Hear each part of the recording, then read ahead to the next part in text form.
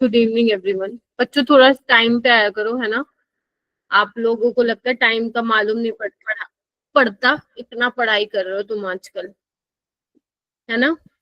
ऐसा ही है ना। ठीक है। सो अभी जो ग्रुप में आया है वो आपका लाइक टॉपिक जो है वो ऑक्सीजन फैमिली और हेलोजन फैमिली है। बट अभी अपना ग्रुप 15 ही चलेगा बिकॉज क्योंकि लास्ट क्लास नहीं हुई थी ना अपनी, तो वही चलेगा, ग्रुप 15 ही चलेगा। तो मैं आप लोगों को बता दिया करूंगी डेली बेसिस पे कि मैं नेक्स्ट क्लास में क्या कराने वाली हूँ। तो अगर किसी को ये होता है कि हम थोड़ा सा पढ़ के आएंगे तो वो आप पढ़ के आ सकते हो। ठीक है, आप लिख लिया कीजिए कि मैम नेक्स्ट क्लास में ये करवाएंगी। ठीक है।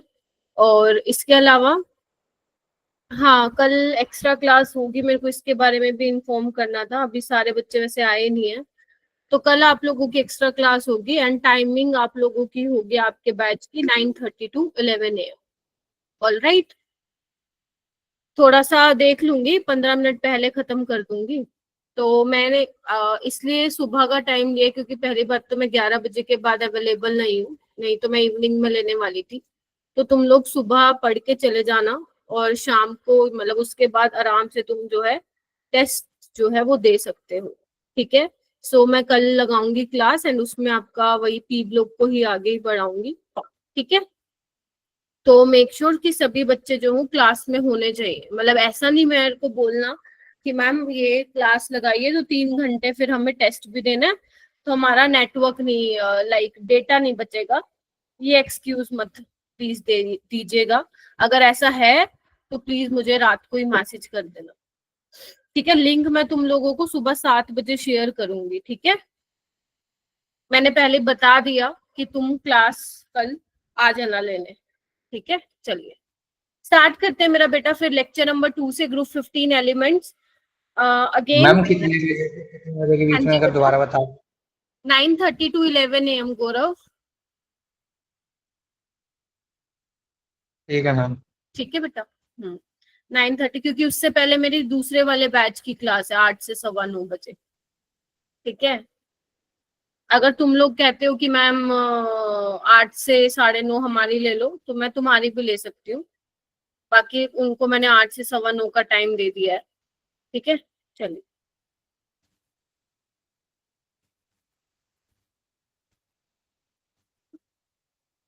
ओके बेटा ओके। इतने अच्छे हो तुम। ठीक है। सो बेसिकली आज हम क्या डिस्कस करने वाले हैं। आज हम कुछ आगे पढ़ेंगे ग्रुप 15 में। ठीक है। जैसे हाइड्राइड्स ऑफ ग्रुप 15 देखा जाए तो तुम्हारे जो जेई के सिलेबस में है, जेई मेंस वाले सिलेबस में, वो तो यहाँ तक खत्म हो जाता है हाइड्राइड्स ऑफ ग्रुप 15 के बारे में बताते ही। बट इसके आगे भी मैं आप लोगों को बताऊंगी। वो इसलिए बताऊंगी क्योंकि मुझे ऐसे लगता है कि वो आ सकता है, मतलब अगर वो आ जाती हैं चीजें ऑक्साइड्स ऑफ नाइट्रोजन से आपको N2O5 N2O4 का स्ट्रक्चर ये सब आने चाहिए बनाने। ठीक है। तो वो मैं आप लोगों को सिखाऊंगी। ठीक है मेरा बेटा। और ना ये ऐसा चैप्टर है ना, जितना मेरे को फिजिकल केमिस्ट्री का लेक्चर स्लाइड्स प्रिपेयर करने में नहीं गया जितना टाइम ये चैप्टर मेरा खा रहा है। क्यों? क्योंकि बहुत सारी चीजें डिलीट हो गई, एक एक चीज देखनी पड़ रही है कि क्या पेपर में आ जाए, और इसमें से सवाल भी नहीं मिल रहे हैं। क्योंकि मोस्टली जो सवाल अगर आप प्रीवियस ईयर क्वेश्चंस में देखोगे ना, तो वो वाले हैं जो डिलीट हो गए हैं टॉपिक। ठीक है। तो सवाल भी बड़ी मुश्किल से इसमें से मिल पा रहे हैं। बट एक असाइनमेंट जरूर बनाया आज मैंने, 10 क्वेश्चन का असाइनमेंट बनाया है, वो तुम्हें मिल जाएगा। 10 क्वेश्चन है, 10 से 15 मिनट में तुम लोगों का हो जाएगा। आज मत देना, आराम से मंडे को दे देना।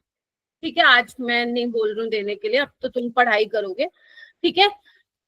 सो आई होप पीरियोडिक टेबल सभी लर्न हो गई हो सबको। ग्रुप नंबर 1, 2, 13 टू 18 ग्रुप आपको याद हो गए हो। ठीक है। तो ये थोड़ा सा आप लोगों को आने चाहिए। ठीक है। डीएनएफ लोग जब मैं पढ़ाऊंगी तब आप लोग कर लेना। एक बार मुझे ये क्वेश्चन करके दिखाना, एक बार देखती हूँ कितना पढ़ के आए हो एनसीईआरटी से। एट रूम टेम्परेचर डिस्क, चलो तुम ही पढ़ो।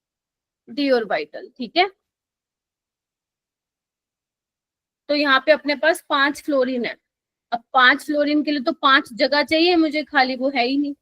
अब नहीं है तो वो अपनी कोवेलेंसी को एक्सपेंड नहीं कर सकता है बियॉन्ड 4, ठीक है जी। तो ये इसका करेक्ट होगा। सेकंड क्वेश्चन बताइए, NF3 स्टेबल होता है लेकिन NCl3 और Ni3 एक्सप्लोजिव होते हैं, मतलब अनस्टेबल होते हैं, ये भी बोल सकते हो, तभी एक्सप्लोजिव होते हैं। NF3 स्टेबल होता है, NCl3 और Ni3 अनस्टेबल या यू कैन से एक्सप्लोजिव होते हैं, क्योंकि अनस्टेबल होंगे तो रहेंगे नहीं उस फॉर्म में। सिमरन क्यों होगा बेटा? मैम क्योंकि ये हीट करने पर मतलब बोलो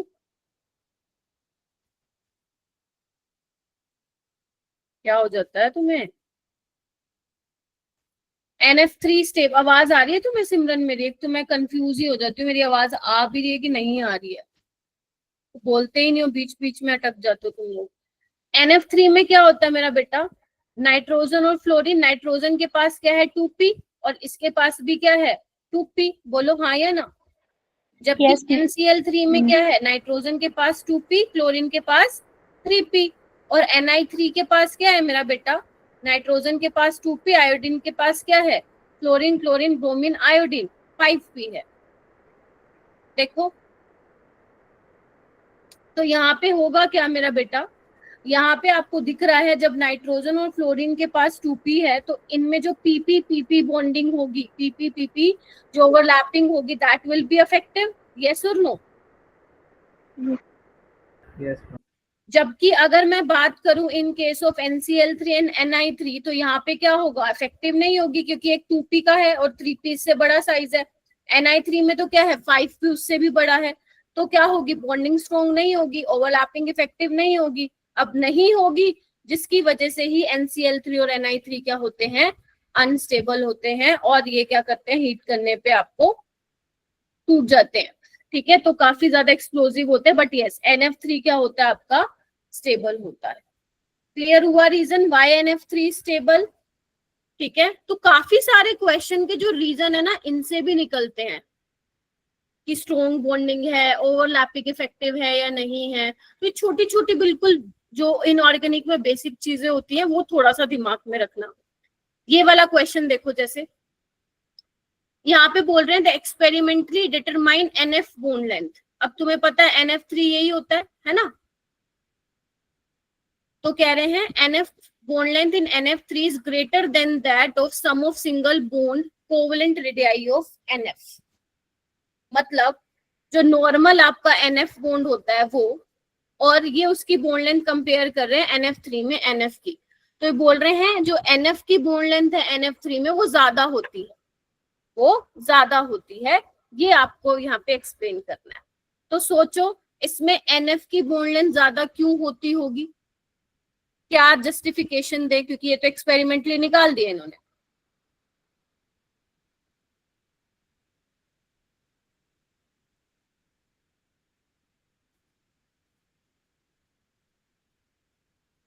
आदर्श बताओ। मैम इसमें इनमें वो इलेक्ट्रॉन इलेक्ट्रॉन रिपल्शन होगी इस वजह से। या वेरी गुड, बिल्कुल सही पकड़ा, सबने यही पकड़ा है क्या? बताओ। यहाँ पे फ्लोरीन के पास देखो ऑलरेडी कितने लोन पेयर हैं, बताओ मुझे। 3 लोन पेयर है या नहीं है? हाँ मैम है। Yes. हाँ मैम है। नाइट्रोजन के पास भी क्या है? लोन पेयर है। तो इनमें क्या होगी? इलेक्ट्रॉन इलेक्ट्रॉन रिपल्शन होगी, repulsion. जिसकी वजह से जो NF बॉन्ड लेंथ होगी वो क्या होगी? ज्यादा होगी as compare to normal NF bond से। क्लियर हो गया? ये तो नॉर्मल क्वेश्चन था, ये किसी पेपर में नहीं आए हुए, ये मैंने बुक से लिए हैं। तो अगर मान लो पेपर में आएगा तो पक्का वो असर्शन या रीजन में ही देगा ऐसे वाले सवालों को। तो तुम्हें बस कॉन्सेप्ट पता होना चाहिए। अगर कॉन्सेप्ट पता है तो डेफिनेटली तुम लगा दोगे वो क्वेश्चन, ठीक है। तो आई होप ये 3 क्वेश्चन क्लियर हुए हों। अब मैं आती हूँ आपका नेक्स्ट जो आज मुझे पढ़ाना है। अब जो आज की क्लास में पढ़ाऊंगी अगेन वेरी इंपॉर्टेंट है, क्योंकि मैं आपको पढ़ा ही उतना रही हूँ जितना आपके उसमें आना है, जेई में आना है। तो हाइड्राइड्स बोले तो आपके ग्रुप 15 फैमिली के कौन कौन से हाइड्राइड्स होंगे मेरा बेटा, और प्लीज क्लास में याद करके जाना। NH3 है ना, PH3, ASH3, एंटीमनी का हाइड्राइड और बिस्मथ का हाइड्राइड। बोलो, ये अमोनिया हो गया, इसको फॉस्फीन बोलते हैं, इसको आर्सीन भी बोलते हैं, ठीक है। अच्छा, तो ये तुम्हारे क्या हो गए, ग्रुप 15 के क्या हो गए, हाइड्राइड्स हो गए। अब ये हाइड्राइड्स हो गए, इनके बारे में हमें कुछ चीजें डिस्कस करनी है। तो सबसे पहले बेटा मैं यहाँ पे डिस्कस करूंगी इनका बेसिक कैरेक्टर। क्या करूंगी, बेसिक कैरेक्टर बोल दो या बेसिक स्ट्रेंथ बोल दो, सबसे पहले मैं ये डिस्कस करूंगी। अब तुम लोगों को पता है जब भी मैं बात करती हूँ बेसिक स्ट्रेंथ की, तो उसका मतलब क्या होगा, लोन पेयर डोनेशन, जिनके पास लोन पेयर अवेलेबल है डोनेशन के लिए, वो बेस का वो बेस कहलाएंगे, यस और नो। अगर तुम नोटिस करो तो इन सबके पास लोन पेयर है, बताओ, तो देने की टेंडेंसी तो सारे ही रखते हैं, यस और नो। अब बात आती है कौन जल्दी देगा, किसके लोन पेयर जल्दी इजीली अवेलेबल होंगे फॉर डोनेशन, ये हमें बताना है। तो इसका जो ऑर्डर आता है मेरा बेटा, पहले आप लिख लो, फिर मैं इसको एक्सप्लेन करती हूँ। सबसे स्ट्रॉन्ग बेस अमोनिया होता है, और डाउन द ग्रुप जो बेसिक कैरेक्टर है वो बेटा मेरा क्या करता है, घटता जाता है। There is no exception in this. Alright, अब मैम ऐसा होता क्यों है, देखो सिंपल सी चीज बोली हुई है एनसीईआरटी ने, इसके 2-3 रीजन हो सकते हैं।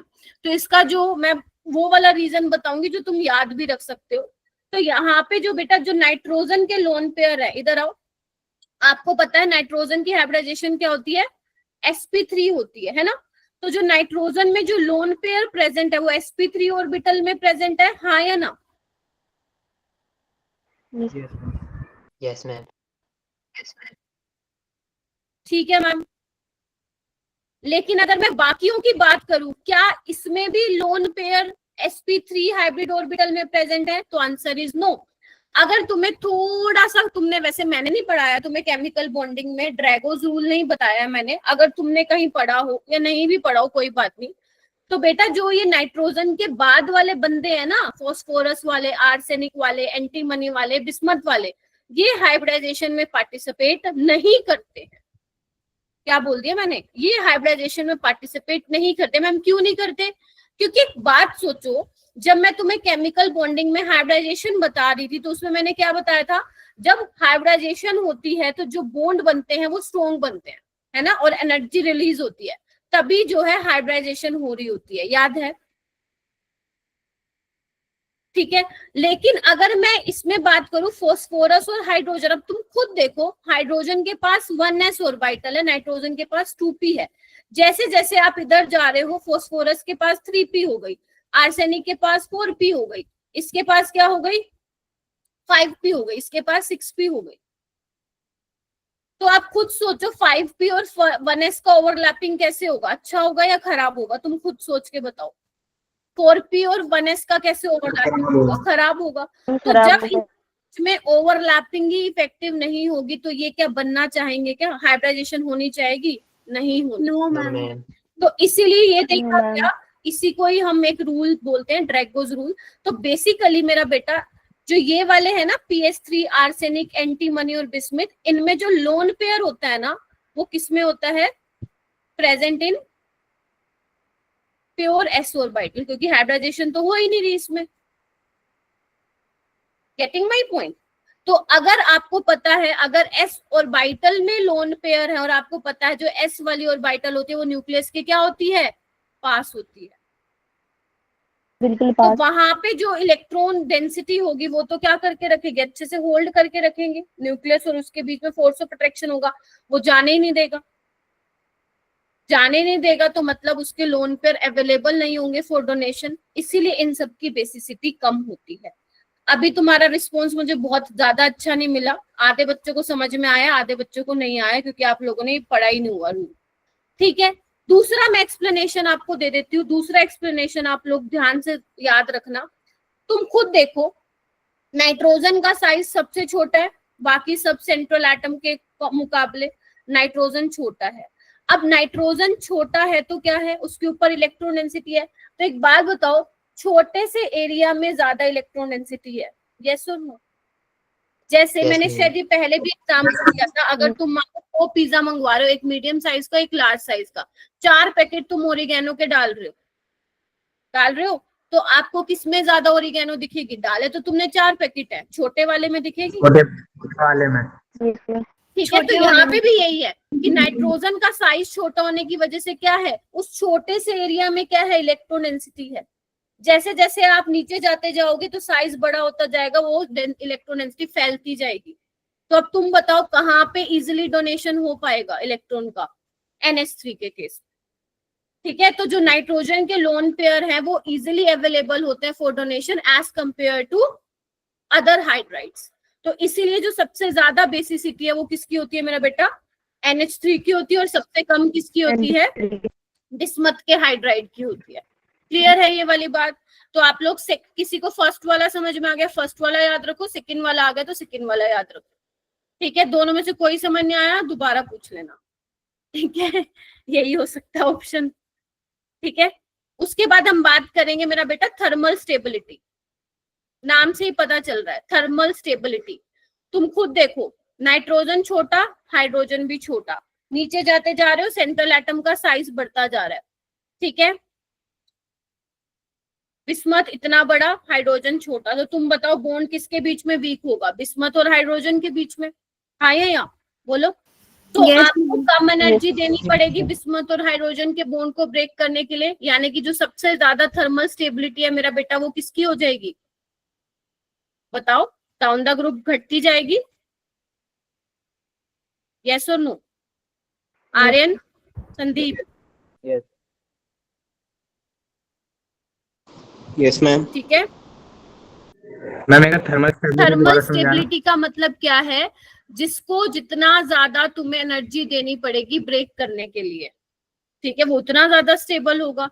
तो यहाँ पे देखो नाइट्रोजन और हाइड्रोजन दोनों छोटे छोटे, नाइट्रोजन का साइज छोटा, हाइड्रोजन का साइज छोटा है। गौरव, जैसे जैसे तुम नीचे जाते जा रहे हो तो हाइड्रोजन तो छोटा सही है, लेकिन फास्फोरस का बढ़ रहा है, आर्सेनिक का उससे बड़ा, एंटीमनी का उससे बड़ा साइज, बिस्मथ का उससे बड़ा साइज, तो बड़ा छोटा बॉन्ड क्या होगा? वीक होगा। मतलब तुम्हें कम एनर्जी देनी पड़ेगी उसको ब्रेक करने के लिए और खत्म हो। तो इसीलिए जो सबसे कम स्टेबिलिटी होगी वो किसकी होगी बेटा? बिस्मथ वाले हाइड्राइड की होगी। क्लियर है बेटा? बताओ। उसके बाद आती है रिड्यूसिंग प्रॉपर्टी, रिड्यूसिंग नेचर। क्या होता है रिड्यूसिंग नेचर? रिड्यूसिंग पावर, ये सब तुम लोगों ने पढ़ा है। दूसरों को रिड्यूस करेगा और खुद को ऑक्सीडाइज। ठीक है, तो यहाँ पे बताना रिड्यूसिंग नेचर, किसका रिड्यूसिंग नेचर ज्यादा होगा, मतलब खुद को कौन जल्दी रिड्यूस करना चाहेगा वो आपको देखना है। तो तुम खुद देखो कौन खुद को कितनी जल्दी रिड्यूस करेगा, NH3 करेगा या बिस्मथ वाला करेगा? देखो कौन खुद को कितनी जल्दी रिड्यूस करेगा, मतलब रिडक्शन मतलब क्या होता है बता दो थोड़ा सा। Gain of electron. Gain of electron. और हाइड्रोजन की टर्म्स में gain of hydrogen. Addition of hydrogen. हाँ जी, हाँ जी, एडिशन ऑफ हाइड्रोजन मैम। ठीक है, ठीक है, चलिए अब मुझे ये बताइए मेरा बेटा यहाँ पे होगा क्या? इधर आओ, नाइट्रोजन का साइज छोटा है, हाइड्रोजन का साइज भी छोटा है, ठीक है, फॉस्फोरस इससे बड़ा हो गया, हाइड्रोजन छोटा है, आर्सेनिक उससे बड़ा हो गया, एंटीमनी उससे बड़ा हो गया और बिस्मथ उससे बड़ा हो गया। ठीक है, तो इस केस में कौन सा बॉन्ड जल्दी ब्रेक होगा अपना? बताओ।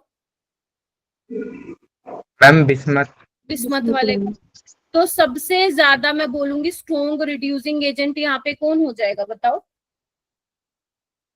बोलो, रिड्यूसिंग एजेंट कौन हो जाएगा मेरा बेटा? बिस्मथ वाला। मैम नहीं नहीं नहीं, रिड्यूसिंग एजेंट मेरा बेटा, यहाँ पे आप रिड्यूसिंग एजेंट भी लिख सकते।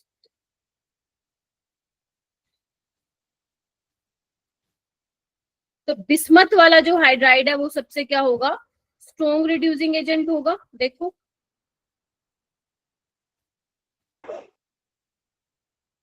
इसको तुम थोड़ा खुला खुला रखना, मैम ये मेरे पास स्पेस कम है। हाँ बोलो बेटा।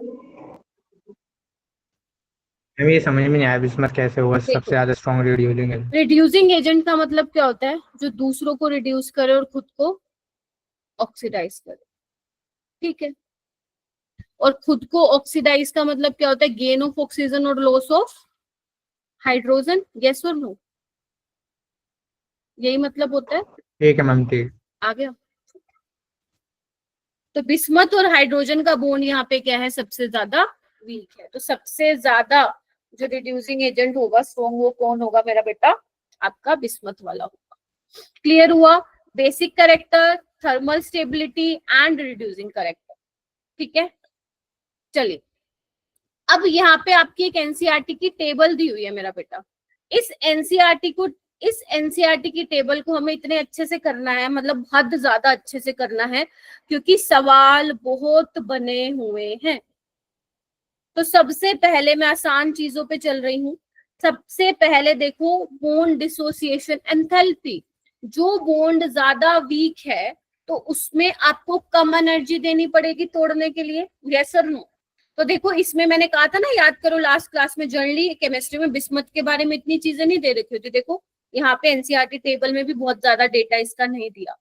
तो जैसे तुम डाउन द ग्रुप आ रहे हो तो बॉन्ड डिसोसिएशन एनर्जी क्या हो रही है? कम हो रही है, यस और नो? सबको पता है क्यों कम हो रही है? Yes, क्योंकि ma'am. मैम एंटीमनी हाइड्रोजन का बॉन्ड स्ट्रॉन्ग नहीं है। पहली बात क्लियर। उसके बाद फॉर्मेशन वाली आपको नहीं करनी है, डेल्टा एच फॉर्मेशन आपसे नहीं पूछेंगे, ठीक है। अगर फिर भी किसी को जानना है तो मैं बता देती हूँ।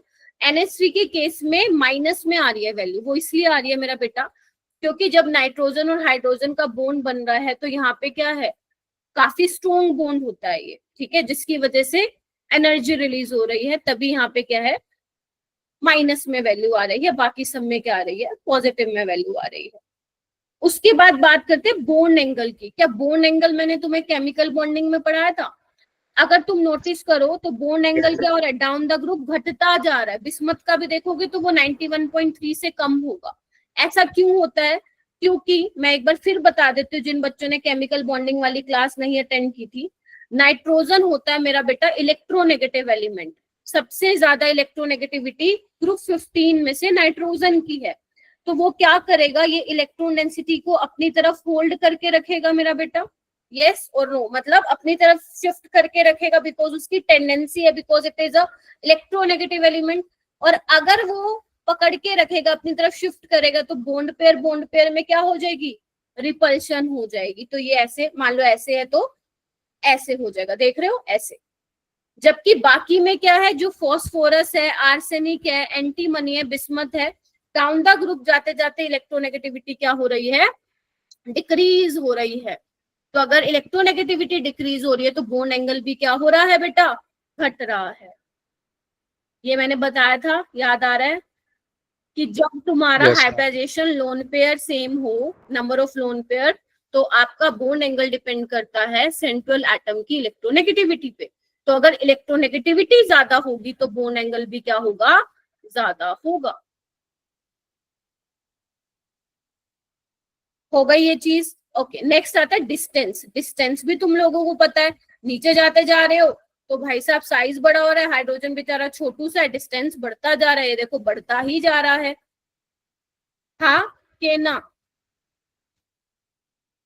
आई होप यहाँ तक किसी को कोई प्रॉब्लम नहीं होगी, बहुत ज्यादा आपको नहीं लग रहा होगा कि मैम इसमें तो मैंने अभी कुछ बताया भी नहीं है रटने का। उसके बाद आते हैं, हाँ बेटा बोलो बोलो बोलो। मैम ये डिस्टेंस बॉन्ड लेंथ है क्या? हाँ बॉन्ड लेंथ है। ये डेटा देखो एनसी, अब देखो मेरे को भी नहीं पता एग्जैक्ट डाटा यही है या इन्होंने मतलब लाइक कहाँ से क्या है, क्योंकि एनसीईआरटी का डेटा है तो हम इसको ही सही मानेंगे बेटा, और एनटीए वाला भी इसको ही सही मानेगा। आप समझ रहे हो? मैम ये वाली टेबल हमें अपनी एक नोटबुक में लिखनी है? नहीं नहीं नहीं नहीं नहीं, वैल्यूज नहीं लिखोगे। अरे सुनो सुनो बच्चों, वैल्यूज नहीं लिखोगे। हाँ ऑर्डर लिख ले। हाँ हाँ हाँ हाँ, ऑर्डर तो लिखना रहेगा, ऑर्डर लिखना है, वैल्यूज नहीं लिखोगे। जैसे मैं कॉन्सेप्ट बताती जा रही हूँ वो आपको अपनी नोटबुक में लिखना है कि डिसोसिएशन एनर्जी क्यों कम है एंटीमनी की, बॉन्ड एंगल क्यों ज्यादा है अमोनिया का, है ना, बॉन्ड डिस्टेंस क्यों ज्यादा है बिस्मथ वाले का, गेटिंग माई पॉइंट। और आप जब एनसीईआरटी से रीडिंग करोगे तो वहां पे आप हाईलाइट भी कर लोगे चीजों को। अब यहाँ पे देखो मेल्टिंग पॉइंट और बॉइलिंग पॉइंट का ऑर्डर क्या है। देखो सबसे पहले मैं बात करती हूँ अमोनिया की। सबको पता है अमोनिया में सॉलिड और एक्वस स्टेट में क्या होता है, हाइड्रोजन बॉन्डिंग होती है, इंटरमोलिकुलर हाइड्रोजन बॉन्डिंग होती है कि नहीं होती है। तो मतलब इसका मेल्टिंग और बॉइलिंग पॉइंट तो ज्यादा रहने ही वाला है। लेकिन अगर मैं डेटा के हिसाब से देखूं तो सबसे पहले मैं बॉइलिंग पॉइंट की बात करूं तो तुम क्या नोटिस कर पा रहे हो क्या, सबसे ज्यादा बॉइलिंग पॉइंट बिस्मथ का है, देख रहे हो। और फिर तुम्हारा एंटीमनी का है, कैन यू सी दैट। और फिर तुम्हारा NH3 का है, फिर तुम्हारा आर्सेनिक का, और फिर तुम्हारा है फॉस्फीन का। अब मैम ये क्या है, ये है क्या। अब देखो यहाँ पे क्या बात आती है, मैं तुम्हें याद करा दूंगी कैसे करना है इसको याद। तो मेरा बेटा जो बॉइलिंग पॉइंट का ऑर्डर है ना, आप लोगों को मैंने कल भी बताया था कि जो बॉइलिंग पॉइंट है मेन 3 चीजों पे डिपेंड करता है। मॉलिक्यूलर मास पे, जितना ज्यादा मॉलिक्यूलर मास होगा वंडरवॉल फोर्सेस यानी कि तुम्हारे वीक फोर्सेस जो है वो काफी ज्यादा स्ट्रोंग होंगे, जिसकी वजह से ज्यादा टेम्परेचर पे वो बॉयल होगा। Getting my point. दूसरी चीज है आपका सरफेस एरिया, तीसरी चीज है आपका हाइड्रोजन बॉन्डिंग। अगर कहीं पे हाइड्रोजन बॉन्डिंग हो रही है तो फिर वो भी रोल प्ले करता है। अब तुम ध्यान से देखो यहाँ पे बिस्मथ का ज्यादा बता रखा है, फिर एंटीमनी का बता रखा है, फिर अमोनिया का बता रखा है, और फिर आर्सेनिक का, और लास्ट में फॉस्फीन का। ऐसा क्यों है मेरा बेटा, इन्होंने बॉइलिंग पॉइंट के केस में हाइड्रोजन बॉन्डिंग से भी पहले कौन सा फैक्टर कंसिडर किया हुआ है मेरा बेटा, वंडरवॉल फोर्सेस का। यस और नो, मास वाला factor. Yes yes.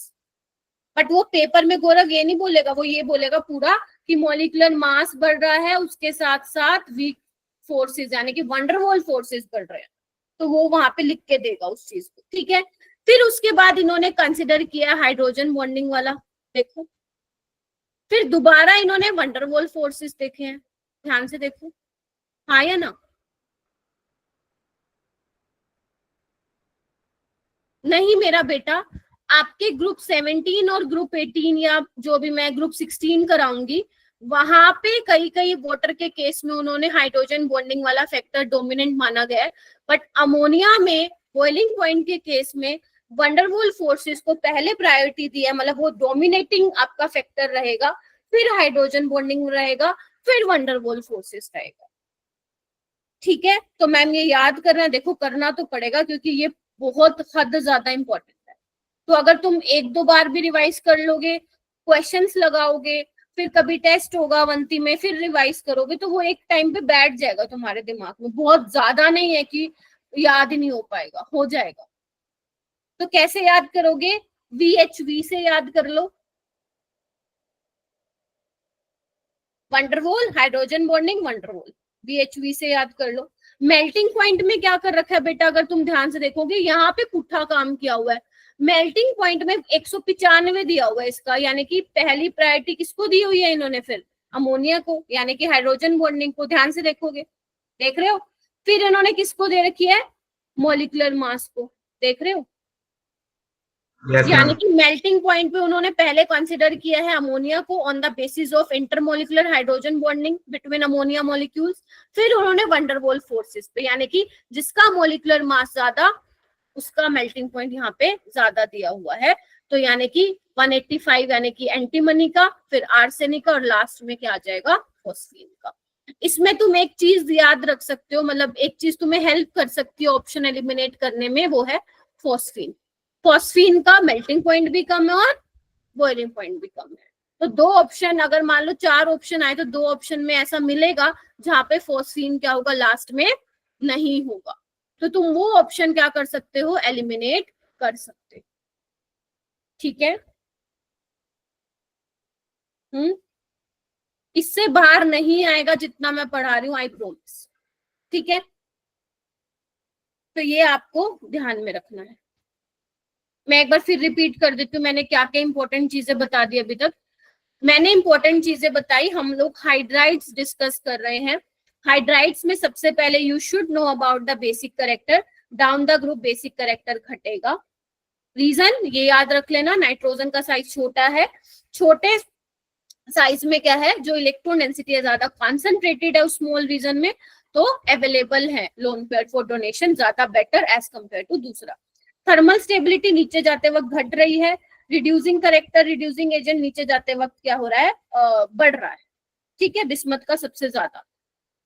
Bond angle नीचे जाते वक्त घट रहा है, बॉन्ड डिस्टेंस नीचे जाते वक्त बढ़ रही है, डिसोसिएशन एनर्जी घट रही है, ठीक है। बॉइलिंग पॉइंट में VHV से याद रखो, van der Waals hydrogen bonding van der Waals. Melting point में उसने हाइड्रोजन बॉन्डिंग को पहले कंसिडर किया फिर वंडरवॉल को किया है। और एक चीज कॉमन है दोनों में, क्या, फॉस्फीन का मेल्टिंग पॉइंट भी कम है और बॉइलिंग पॉइंट भी कम। आर्यन सो तो नहीं गए? संदीप, नैतिक, पलक, श्रुति, सुनिधि है क्या? सुनिधि आई है क्लास में? Yes ma'am. बेटा हाँ, मैम। आपको ये चैप्टर करना पड़ेगा, फ्री में नंबर मिलेंगे जेई मेंस में, तो प्लीज कर लो। वैसे भी छोटा चैप्टर हो गया, हमारे टाइम पे तो भाई साहब बहुत ही बुरा हाल था। 2024 से पहले 2023 तक पूरा पूरा चैप्टर आता था इसका, 15-15 लेक्चर में जाके खत्म होता था ये चैप्टर, ठीक है। तो बहुत ही कम हो गया है, तो एटलीस्ट इतना तो अच्छे से पढ़ लो क्रिस्प तरीके से, ताकि यहाँ पे जो क्वेश्चन आए वो तुम्हारा क्या हो जाए, बन जाए, ठीक है। कुछ है क्या और मुझे कराना है क्या? एक minute, let me just check. नहीं, हो गया, सारा कवर करा दिया मैंने। ये करो, एक बार क्वेश्चन सोल्व करो।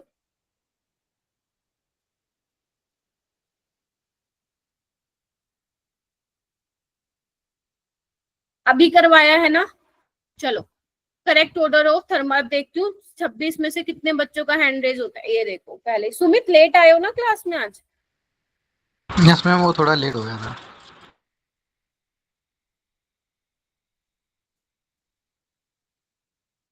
ऋषि आप क्लास में हो क्या? प्रेजेंट ऋषि, ये देख, व्हाट्सएप पे तुम मैसेज कर रहे हो बट यहाँ पे तुम एक्टिव नहीं हो। मनीषा आप बताओ, what would be the answer? Ma'am B.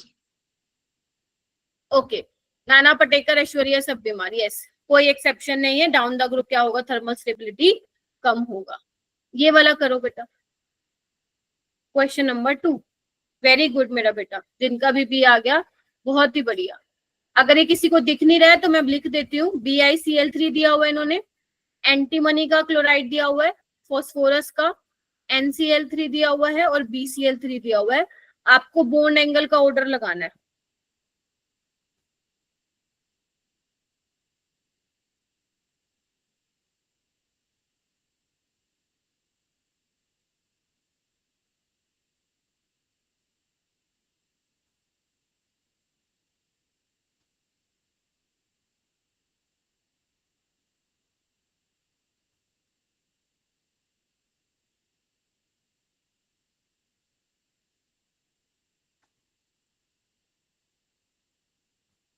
Sameer, अच्छा कर लो, चलो कर लो।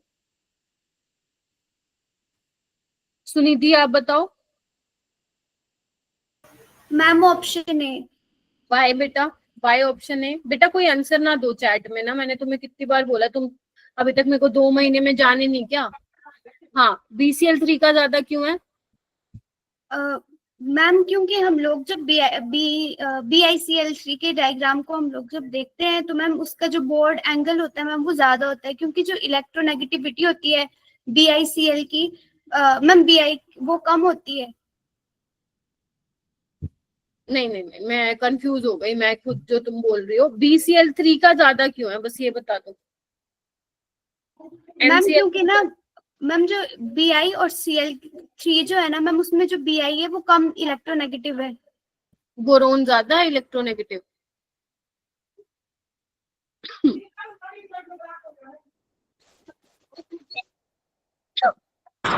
मैम बी ऑप्शन में क्या वो NiI3 है? वहां पे इसमें बी ऑप्शन में। नहीं, ये NCl3 है, वो गलत इन्होंने वो मतलब वो हो गया मिसप्रिंट। NCl3 है बेटा, ठीक है, ये भी NCl3 है, ठीक है, तभी मैंने यहाँ पे लिख दिया ऑप्शन। बेटा BCl3 में तो 120 डिग्री का एंगल है ना। हाँ कि ना, जवाब दो मेरे को सारे बच्चे।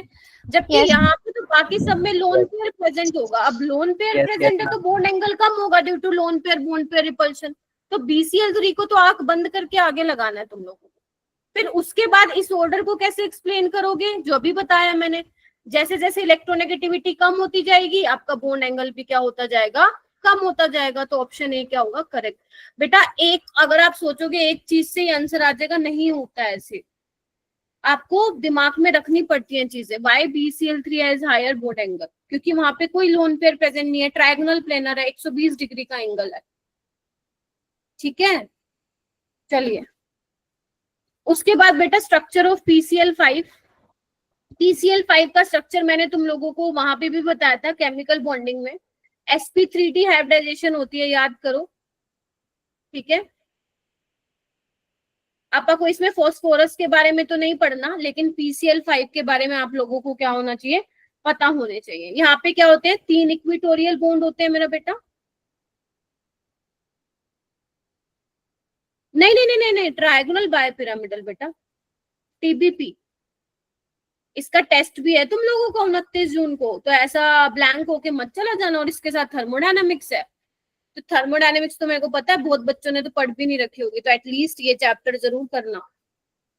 ठीक है, केमिकल बॉन्डिंग 3 इक्विटोरियल बॉन्ड्स हैं और 2 क्या है मेरा बेटा, एक्सियल बॉन्ड्स हैं, ये वाले ऊपर वाले। और एक्सियल बॉन्ड्स मैंने बोला था क्या होते हैं,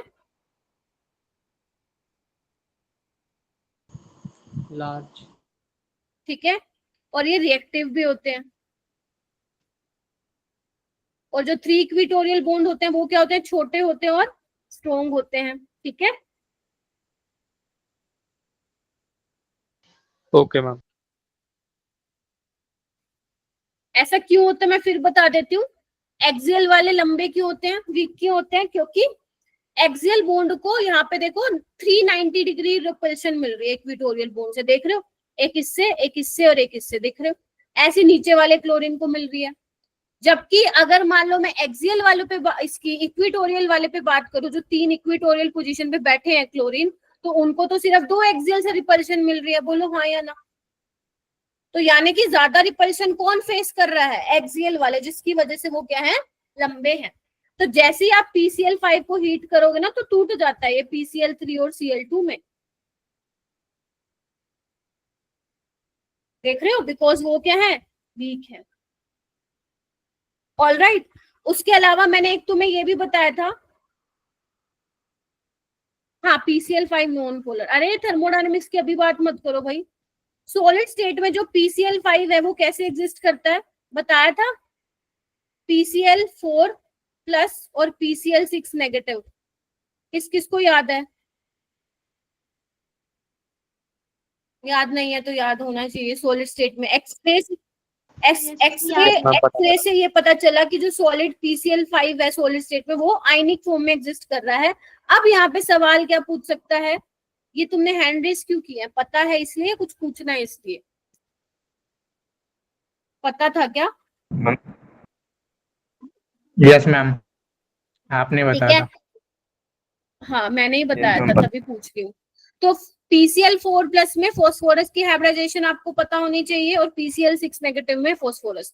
तो यहाँ पे फास्फोरस का sp3d2 है मेरा बेटा, 6, 5, 11 और 12, और इसमें क्या होगा, sp3। तो ये टेट्राहेड्रल होता है और ये क्या होता है, ऑक्टाहेड्रल। क्या हो गया सिमरन? मैम वो गलती से क्लिक हो गया था। अच्छा,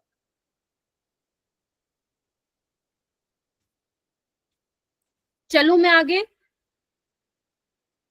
आप देख रहे हो थोड़ा थोड़ा P block chemical ma'am. Bonding वाली चीजें भी आ जा रही है इसके अंदर, है ना। ठीक है, उसके बाद हम चलते हैं मेरा बेटा oxides of nitrogen family. This is very very very important. तो यहाँ पे अपनी नोटबुक और पेन निकाल के बैठे थे सारे। हाँ बेटा बोलो। नेट चला गया। हाँ मैं एक बार बता रही हूँ। PCl5 TBP 2 axial bonds and 3 equatorial bond. 2 axial bond longer होते हैं आपके, वीक होते हैं, और 3 इक्विटोरियल बॉन्ड छोटे और स्ट्रॉन्ग होते हैं। सॉलिड स्टेट में जो PCl5 है प्रिंस, वो आयनिक फॉर्म में एग्जिस्ट करता है, कैटायन और अनायनिक पार्ट उसका PCl4 प्लस और PCl6 नेगेटिव। तो यहाँ पे एग्जामिनर पूछ सकता है कि कैटायनिक वाले पार्ट में हाइब्रिडाइजेशन क्या है सेंट्रल एटम की, अनायनिक वाले पार्ट में सेंट्रल एटम की हाइब्रिडाइजेशन क्या है और उसकी ज्योमेट्री क्या है। ठीक है बच्चों, तो ऑक्टाहेड्रल और टेट्राहेड्रल, ये एनसीईआरटी में है बेटा आपका, एनसीईआरटी की मैम लाइन। ये जो बोलो बोलो बेटा, ट्यूटोरियल गौरव आवाज गई तुम्हारी। वो स्ट्रॉन्ग क्यों होती है एज कम्पेयर टू एक्सियल? क्यों होती है, अभी मैंने बताया ना कि देखिए। एक्सियल बॉन्ड जो है, एक्सियल बॉन्ड बेटा 3 इक्वेटोरियल बॉन्ड से रिपल्शन खा रहे हैं, देख रहे हो, ये 90 डिग्री का, एक ऊपर वाले सीएल को देखो, ये 90 डिग्री का और ये 90 डिग्री का, देखना एक बार, दिख रहा है? ऐसे नीचे वाला सीएल 3 90 डिग्री इक्वेटोरियल बॉन्ड से रिपल्शन खा रहा है। तो रिपल्शन खाने का मतलब क्या है, रिपल्शन से दूर होने के लिए क्या होंगे, वो दूर जाएंगे, जिसकी वजह से इक्वेटोरियल बॉन्ड Yes, क्या ma'am. होते, सॉरी एक्सियल बॉन्ड क्या होते हैं, लंबे होते हैं और लॉन्गर होते हैं। जबकि जो इक्वेटोरियल, हाँ, जबकि जो इक्वेटोरियल पोजीशन पे है, यहाँ पे देख बेटा, जो इक्वेटोरियल बॉन्ड पे है वो कौन सी रिपल्शन खा रहे हैं, सिर्फ 2 एक्सियल से खा रहे हैं, या तो यहाँ से खा रहे हैं या इससे खा रहे हैं। ठीक है, तो कौन से वाले स्ट्रॉन्ग हो जाएंगे, इक्वेटोरियल बॉन्ड स्ट्रॉन्ग हो जाएंगे ना। ठीक है, चलिए। मैम जो इक्वेटोरियल वाले हैं, उनमें आपस में रिपल्शन नहीं होगा? ना ना ना ना ना ना, वो तो प्लेनर है ना, प्लेन में है, प्लेन में, देखो एक बार, देखो दूर दूर है, ये 120 डिग्री पे है, देख रहे हो। हाइब्रिडाइजेशन में हम यही तो पढ़ते हैं कि जो हाइब्रिड ऑर्बिटल है उसको इस तरीके से ओरिएंट करते हैं ताकि उनमें क्या हो, रिपल्शन कम से कम हो। तो ये 120 डिग्री पे, इनमें नहीं होगी आपस में। ठीक है, चलिए आगे चलूं, चलो उसके बाद हम बात करते हैं ऑक्साइड्स ऑफ नाइट्रोजन फैमिली। तो यहाँ पे जो नाइट्रोजन फैमिली के एलिमेंट्स है कौन कौन से है मेरा बेटा, नाइट्रोजन, आपका फास्फोरस, आर्सेनिक, एंटीमनी और बिस्मथ। और सबके सब कौन कौन से ऑक्साइड्स बनाते हैं मेरा बेटा, X2O3, देखना एक बार, X2O3, X2O4 और X2O5। मतलब अगर कोई आपका हेलोजन हेलोजन कह रही हूँ, कोई नाइट्रोजन फैमिली का बंदा अगर वो X2O3 टाइप का कंपाउंड बना रहा है, मतलब उसमें +3 ऑक्सीडेशन स्टेट ही होगी उसकी, यहाँ पे +4 और यहाँ पे +5, बोलो। और आपको पता है जो आपके ग्रुप 15 वाले होते हैं वो कहाँ से कहाँ तक ऑक्सीडेशन स्टेट दिखाते हैं, उनकी मोस्ट कॉमन कौन सी ऑक्सीडेशन स्टेट होती है, -3, +3 और +5, +4 वाले भी दिखाते हैं, यस और नो। तो ये सारे के सारे एलिमेंट्स ये ऑक्साइड्स क्या कर सकते हैं, फॉर्म कर सकते हैं। पहली बात बताओ, क्लियर हुई? पक्का?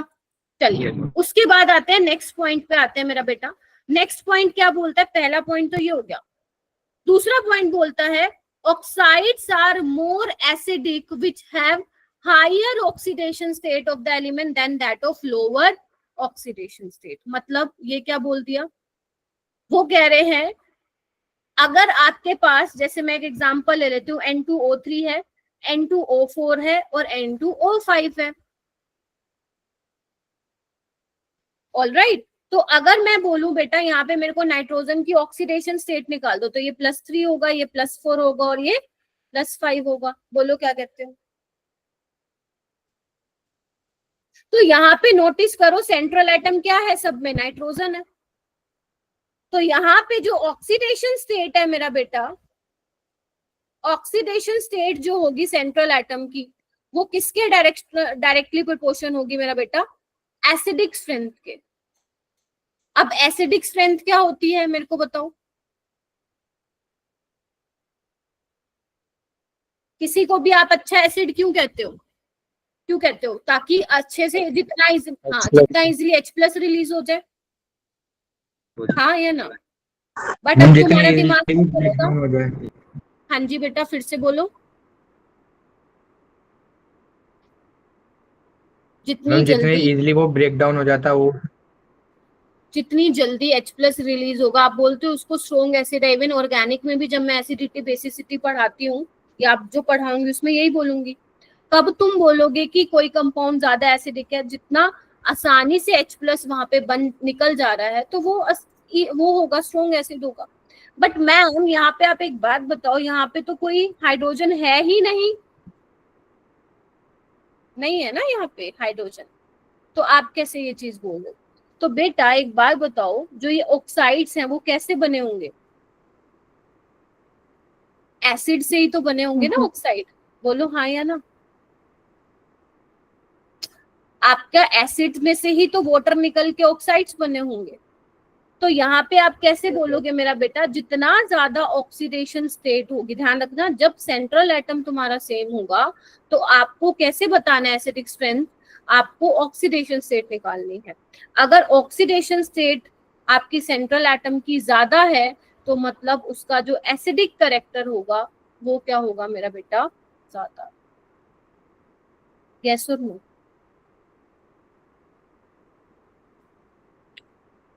क्योंकि जितना ज्यादा पॉजिटिव चार्ज है मतलब वो इलेक्ट्रॉन के प्रति उतना ही क्या होगा, भूखा होगा। यस और नो?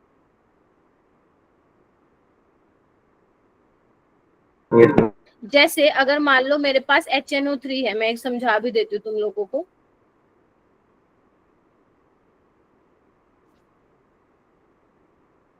ये है, देख रहे हो, ठीक है। यहाँ पे HNO3 में नाइट्रोजन के ऊपर कौन सी ऑक्सीडेशन स्टेट है, +5, बोलो। Yes ma'am. अगर मैं एक और मॉलिक्यूल ले लूं HNO3 का और इसमें से मैं पानी निकाल दूं तो पानी निकलेगा तो H2O निकलेगा, यानी कि 2 हाइड्रोजन निकलेंगे और 1 ऑक्सीजन निकलेगा। तो क्या मेरा N2O5 बन जाएगा? यस और नो? कंफर्म कीजिए सारे बच्चे। 2 हाइड्रोजन 1 ऑक्सीजन निकलेगा, तो यानी कि ये किसका ऑक्साइड है, HNO3 का है। चलिए अब नाइट्रोजन की यहाँ ऑक्सीडेशन स्टेट क्या है, +5, यानी कि नाइट्रोजन +5 का मतलब इलेक्ट्रॉन चाहिए उसको, और इलेक्ट्रॉन चाहिए तो खींचेगा, और अगर खींचेगा तो OH बॉन्ड मेरा क्या हो जाएगा, वीक नहीं हो जाएगा, बताओ। और अगर मेरा OH बॉन्ड वीक हो जाएगा तो क्या मेरा H+ नहीं निकल जाएगा आसानी से? यस और नो? यस तो उस केस में मैं वहां पे बात कर रही हूँ। यहाँ पे इन्होंने एसिड ना देके उनके ऑक्साइड्स दे दिए, तो ऑक्साइड को आप किस बेसिस पे बताओगे, जितना ज्यादा ऑक्सीडेशन स्टेट होगा सेंट्रल एटम का उतनी ज्यादा क्या होगी, ऑक्साइड की एसिडिक स्ट्रेंथ होगी। दोबारा से एक बार सोच लो मैंने क्या बोला और फिर मेरे को थम्स अप दे दो ताकि मैं आगे चलूं।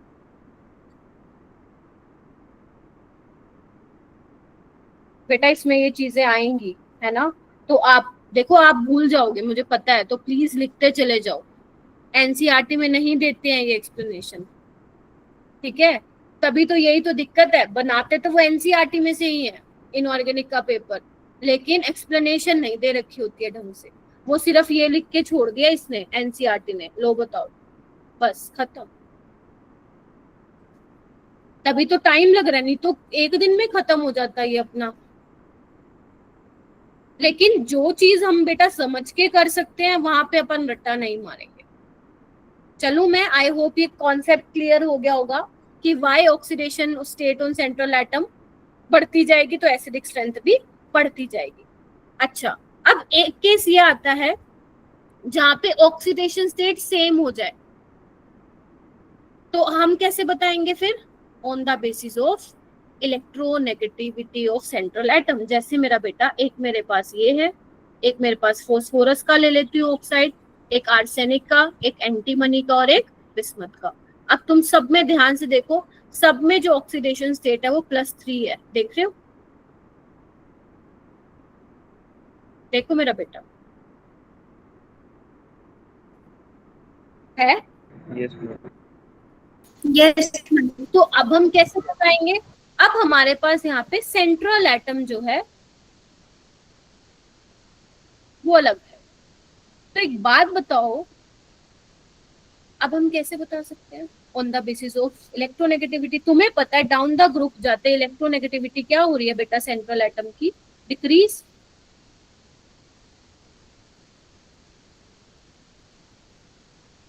हाँ हो रही है कि नहीं हो रही? राहुल, पलक, ये तुम लोग चुप क्यों बैठे हो? कृष्णा कहाँ हो तुम लोग? Yes, ma'am. थ्योरेटिकल चैप्टर ऐसे ही होते हैं बेटा। इलेक्ट्रोनेगेटिविटी सेंट्रल एटम की घट रही है। अब घट रही है तो फिर क्या होगा? एसिडिक नेचर भी क्या होगा? फिर घटेगा। खुद घटेगा। बताओ। कम होगा।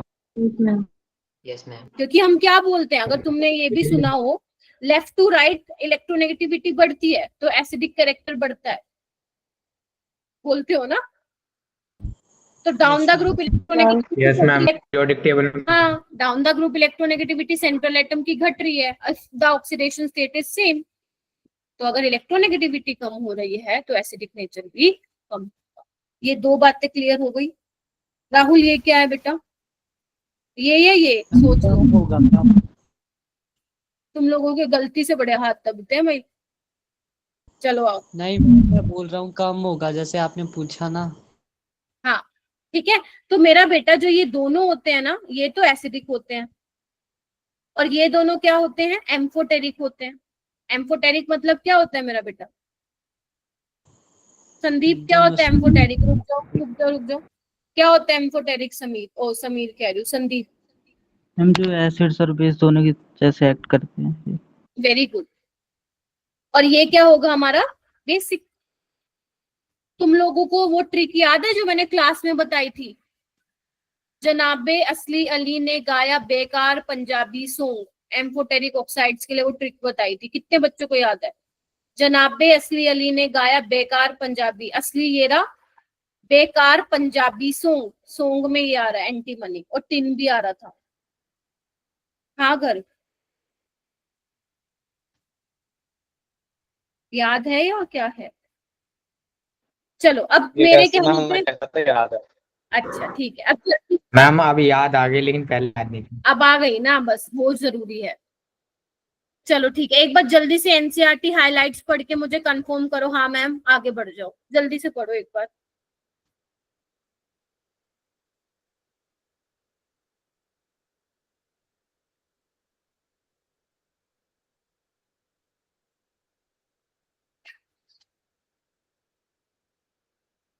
बढ़ गए? नैतिक, अंजलि, मनीषा, सुनिधि, श्रुति। आज आया कौन नहीं? आज कौन नहीं आया बच्चों? आर्यन, आदर्श, प्रिंस, ऋषि, स्मृति का भी है, ध्रुवी, रिया नहीं आई। हाँ रिया। आरुष आ गया? Aarush yes ma'am. यार तुम लोग ना वैसे बुरा ना मानना, डीपीपी देने के लिए ना टीचर को बहुत भगाते हो तुम लोग, तुम्हारे पीछे ऐसे मत किया करो तुम लोग। नैतिक तो आया होगा कृष्णा।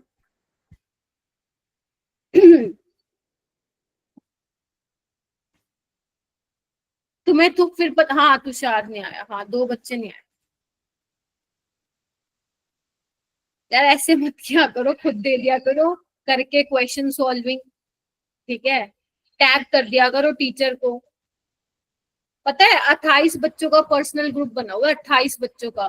दिन रात बस नोटिफिकेशन आते रहते हैं। अब नोटिफिकेशन को बंद भी नहीं कर सकते, फिर कहोगे मैम डाउट नहीं बताती। लास्ट का लाइन समझा दूं क्या? The oxides of the type E2O3 से यहाँ से मैम समझा दो एक बार। ओके तो यहाँ पे देखो क्या लिखा हुआ है, the oxide of type E2O3 of nitrogen and phosphorus. मतलब आपके E2O3 का ये मतलब है मेरा बेटा, ये आपका यहाँ पे वो है एलिमेंट है। नाइट्रोजन हो सकता है, फोस्फोरस, आर्सेनिक, बिस्मथ। तो जैसे N2O3 हो गया, P2O3 हो गया, अभी लिखवाया ना, आर्सेनिक का ऑक्साइड हो गया, एंटीमनी का हो गया और बिस्मथ का हो गया, है ना? तो अभी बताया ना, ये वाले तो एसिडिक होंगे, ये एम्फोटेरिक और ये बेसिक। प्योरली एसिडिक मतलब पूरे एसिडिक है, confusion इनमें की बेसिक होगी। प्रॉपर्टीज नहीं है और ना ही एम्फोटेरिक की तरह बिहेव नहीं कर रहे। प्योरली एसिडिक का मतलब ये है, ठीक है? बेसिक करेक्टर नहीं है, मतलब समझ गए ना, बेसिक नेचर नहीं है इनका, इनका दोनों है, इसका सिर्फ इसका प्रीडोमिनेंटली बेसिक है, मतलब इसको हम बेसिक वाली कैटेगरी में डालेंगे। ऑलराइट, चलिए मेरा बेटा, उसके बाद हम आगे बात करते हैं। एक और एनसीईआरटी हाइलाइट्स है, ये भी वैसे मैंने तुम्हें पढ़ा दिया, एक बार मैं फिर आप लोगों को बता देती हूँ। आना एक बार, आना। रिएक्टिविटी टूवर्ड्स हेलोजन, तो मेरा बेटा जब ये हेलोजन के साथ रिएक्ट करेंगे तो ये कौन से टाइप के हेलाइट्स बना रहे हैं, देखना इधर, EX3 और EX5 वाले। यहाँ पे +3 ऑक्सीडेशन स्टेट है और यहाँ पे +5 है, ठीक है। तो मेनली ये दो टाइप के जो है यहाँ पे हेलाइट्स बनाते हैं। नाइट्रोजन जो है वो पेंटाहालाइड नहीं बनाता है, ये सब बच्चों को पता चल चुका है। नाइट्रोजन पेंटाहालाइड नहीं बनाता है due to non availability of d orbital in valence shell. मैंने ये तो बहुत बार बता दिया। फिर उसके बाद एक लाइन वो बोलता है कि पेंटाहालाइड ज्यादा कोवेलेंट होते हैं। अब आ जाओ बेटा फजांस रूल पे, फजांस रूल पे आ भी जाओ। क्या कहता है फजांस रूल? कोवेलेंट कैरेक्टर को ही बताता है ना आयनिक बॉन्ड में। तो जितना ज्यादा चार्ज होगा उतना ज्यादा क्या होता है, कोवेलेंट कैरेक्टर होता है। जितना पॉजिटिव चार्ज होता है उतना ही क्या होता है मेरा बेटा, कोवेलेंट कैरेक्टर होता है। क्योंकि अगर ऑक्सीडेशन स्टेट कम होती है तो आयनिक बॉन्ड की फॉर्मेशन होती है, और जितना ज्यादा ऑक्सीडेशन स्टेट होगा मतलब म्यूचुअल शेयरिंग से क्या हो रहा होगा, बॉन्ड बन रहा होगा। तो जितना ज्यादा ऑक्सीडेशन स्टेट कोवेलेंट कैरेक्टर उतना ज्यादा। दैट इज व्हाई एनसीईआरटी लिखती है कि पेंटाहालाइड्स जो होते हैं वो ज्यादा कोवेलेंट होते हैं। This is due to in case of +5 oxidation state will have more polarizing power। यही तो हम पढ़ते थे, याद करो, यही करते थे ना। एनायन जो है कैटायन को कैसे अप्रोच करते हैं यही देखते थे हम, ठीक है। जहां पे एनायन के इलेक्ट्रॉन क्लाउड का डिस्टोर्शन हो जाता था तो मिक्सिंग होती थी। मिक्सिंग का मतलब क्या होता था, कोवेलेंट कैरेक्टर आना, ठीक है। तो जितना पोलराइजिंग पावर होगा उतना ही क्या होगा, कोवेलेंट कैरेक्टर होगा। बोलो हाँ या ना। यस। फिर यहाँ पे एक और लाइन बोल रहा है ये, all the trihalides of this elements, मतलब जितने भी ट्राईहेलाइड्स है किस किस के, नाइट्रोजन के, फॉस्फोरस के, आर्सेनिक के, एंटीमनी के, बिस्मथ के, वो स्टेबल है लेकिन एक्सेप्ट नाइट्रोजन। और नाइट्रोजन के भी कौन से हेलाइड्स अनस्टेबल, अभी बताए थे मैंने, पहला क्वेश्चन भी कराया था। NCl3, NBr3 भी आ जाएगा इस कैटेगरी में और Ni3 भी आ जाएगा। फिर वो कह रहे हैं only NF3 is known to be stable. फिर वो क्या कह रहे हैं, जितने भी ट्राईहेलाइड्स हैं वो कोवेलेंट नेचर के होते हैं एक्सेप्ट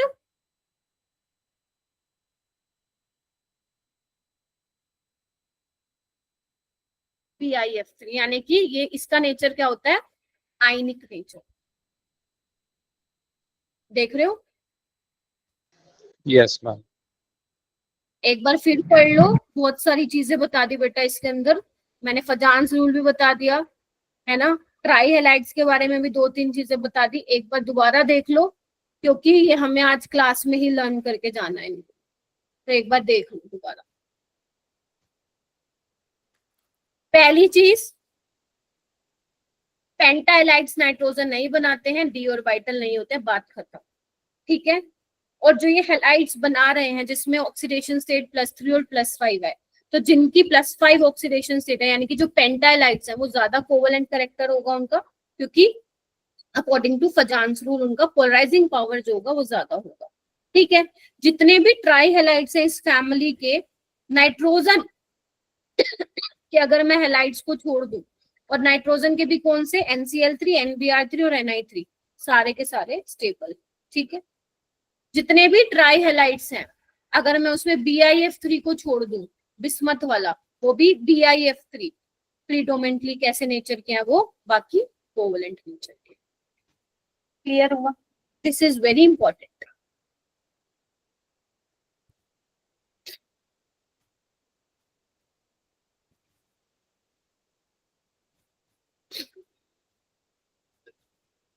चलो अब आएगी क्वेश्चन की बारी। Are you ready? 1 2 3 चार चार क्वेश्चन कर लो, ठीक है? करना एक बार, मेरी एक बार मैं चार्जिंग लगानी पड़ेगी, मेरा लैपटॉप की बैटरी गई। करना ये ट्राई।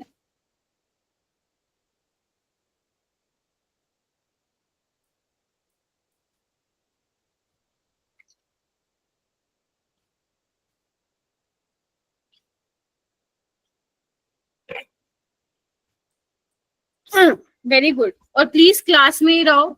मैंने ऐसे मत बोला मैम पत्नी क्या ही चैप्टर है, दिमाग का दही हो रहा है। अब दिमाग का दही हो या लस्सी बने, हमें तो पढ़ना ही है ये चैप्टर।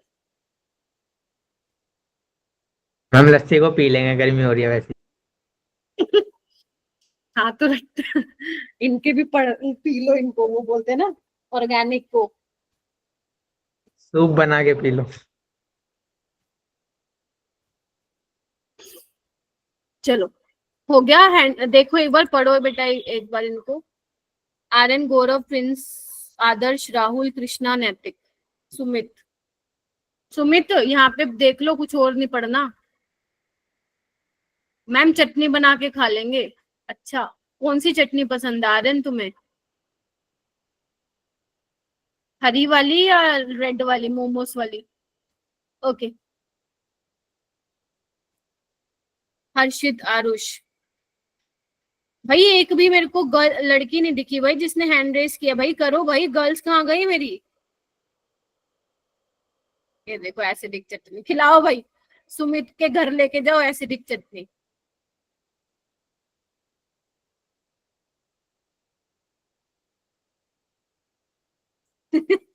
हर्षित बताना। कोई नहीं, मैं तुम्हें कंसंट्रेटेड दे दूंगी HCl भी।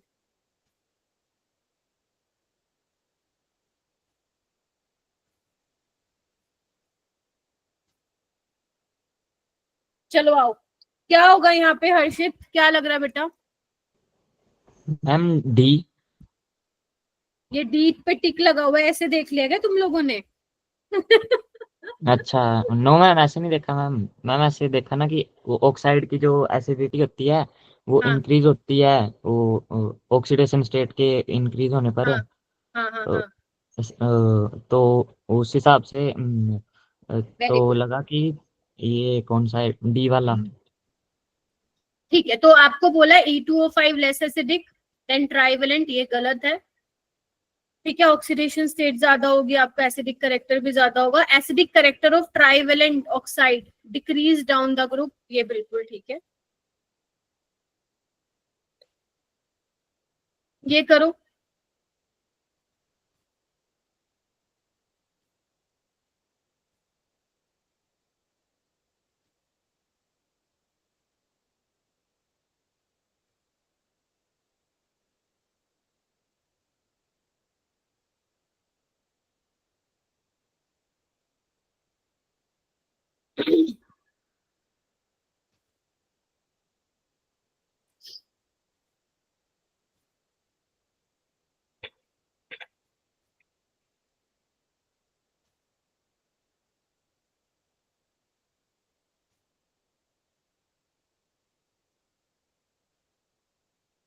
शाबाश।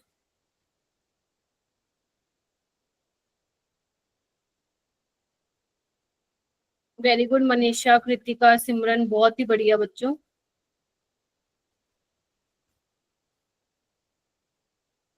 वेरी गुड बाकी स्टूडेंट्स। कृतिका आप बताओ। मैम ऑप्शन ऑप्शन मैम आवाज नहीं आई। फर्स्ट सेकंड थर्ड ऐसे बताओ। इतना टाइम लगाओगे मेरा लेक्चर रह जाएगा बच्चों। कौन सा ऑप्शन है? मैम सी मैम थर्ड तो मैम थर्ड ठीक ऑप्शन। है, NH3 बेटर डोनर है because the lone pair of electron occupies sp3 और वाइटल एंड मोर डायरेक्शनल है। ऑलरेडी एक्सप्लेन कर चुकी हूँ बेटा। ये वाला क्वेश्चन करना, इसमें मोर देन वन करेक्ट है।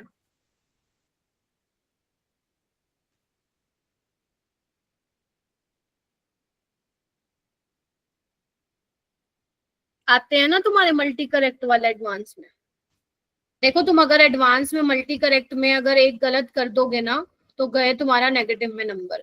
बट अगर मान लो 3 ठीक है 4 में से और तुम 2 ठीक पे लगाते हो तो उसके नंबर मिलते हैं। ठीक है, पता होगा ये तुम लोगों को, नहीं पता तो कोई बात नहीं, धीरे धीरे चल जाएगा। आसान है सवाल, एनसीईआरटी बेस्ड है।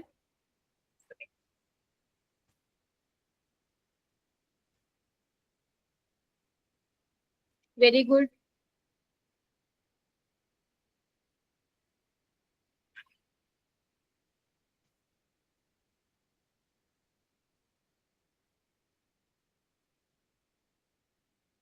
शाबाश,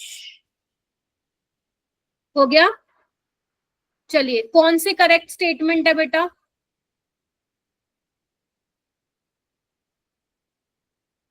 हाँ जी बता दो बता दो। मैम एक तो सी है। एक तो फर्स्ट है।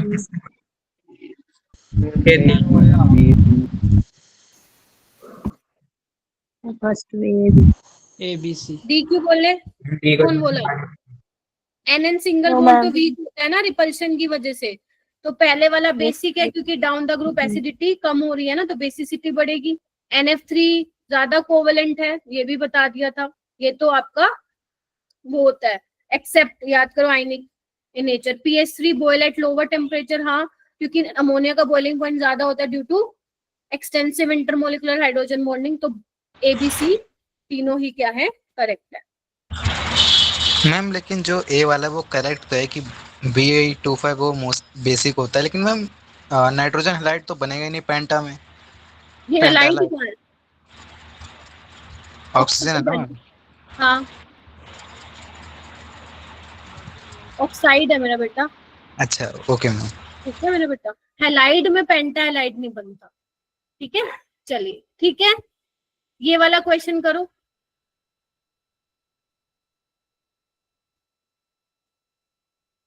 क्वेश्चन छाट छाट के लाने पड़ रहे हैं, ऐसा चैप्टर डिलीट हुआ है कि क्वेश्चन भी नहीं मिलते। Which of the following trihalides of nitrogen behave as weakest base? सोचो वीकेस्ट बेस कौन सा हो सकता है? अरे डन, क्या बात है।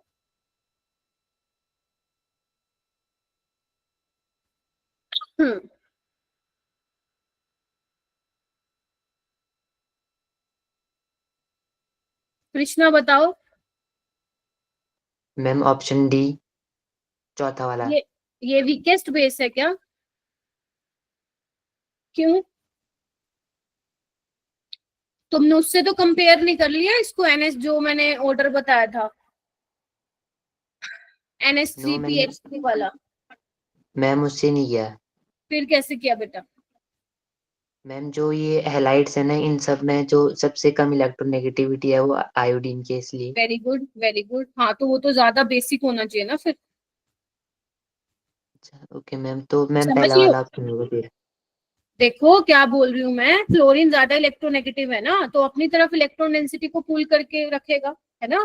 तो नाइट्रोजन के लोन पेयर इतनी जल्दी अवेलेबल नहीं हो पाएंगे डोनेशन के लिए जितना Ni3 के हो जाएंगे। तो Ni3 स्ट्रॉन्ग बेस है। रीजन तुमने मतलब बोला, तुमने अप्रोच सही लगा रहे थे लेकिन वो आंसर गलत आ गया कृष्णा। ठीक है, और ये Yes, आपका ma'am. वीक बेस है। ठीक है चलिए, अब आते हैं हम प्रिपरेशन ऑफ अमोनिया पे। मैम ये करनी है क्या? तो मैं इसमें आपको जो जो बताऊंगी बस वही करना, आप लोगों को ज्यादा मत्था नहीं मारना है। तो बेटा प्रिपरेशन ऑफ अमोनिया में, हाँ बोलो। लास्ट क्वेश्चन है उसमें हम स्टेबिलिटी के अकॉर्डिंग भी बता सकते हैं क्या कि लास्ट ये जो 3 है लास्ट वाले वो अनस्टेबल रहते हैं, तो मैम हाँ। वो ज्यादा मतलब रिएक्टिव होंगे, मतलब रिएक्ट करना चाहेंगे तो ज्यादा बेसिक होंगे फिर वो। नहीं, ये सही एक्सप्लेनेशन यहाँ पे नहीं होगी। क्या नाम है गौरव, बेस में आपको बताना पड़ता है explanation on the basis of lone pair कितनी अवेलेबल है डोनेशन के लिए। तो यहाँ पे आप ऑन जो साइड एटम की इलेक्ट्रोनेगेटिविटी है उनके बेसिस पे बताओगे, वो आपका ज्यादा करेक्ट माना जाएगा। ठीक है मैम। मैम एसिडिटी से बता सकते हैं? एसिडिटी से कैसे बताओगे?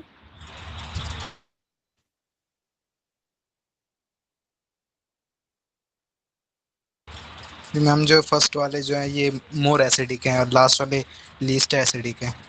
देखो अगर आपका NF3 वीक बेस है तो आपका डेफिनेटली वो स्ट्रॉन्ग एसिड होने वाला है। तो एसिडिक स्ट्रेंथ अगर आपको यहाँ पे NF3 की एसिडिक स्ट्रेंथ ज्यादा है तो वीक बेस होगा, आप बता सकते हो क्योंकि आपका आंसर आ जाएगा यहाँ पे।